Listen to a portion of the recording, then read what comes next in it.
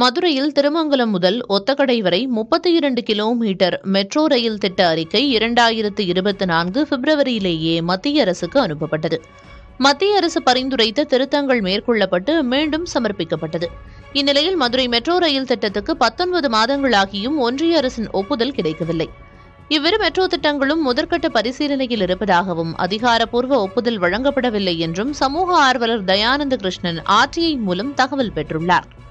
மத்திய அரசின் ஒப்புதல் தாமதமாவதால் நிலம் கையகப்படுத்துதல் உள்ளிட்ட தொடக்கப் பணிகள் நிறுத்தி வைக்கப்பட்டுள்ளன.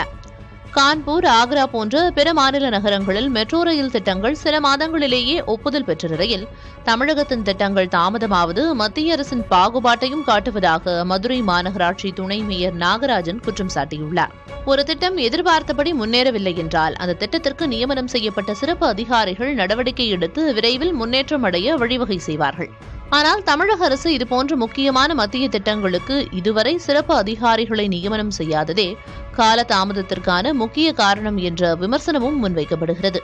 விரைவில் நிதி ஒதுக்கீடு செய்யப்பட்டு திட்டம் நடைமுறைப்படுத்தப்படும் என நம்புவதாக மெட்ரோ ரயில் திட்ட அதிகாரிகள் தெரிவித்தனர்.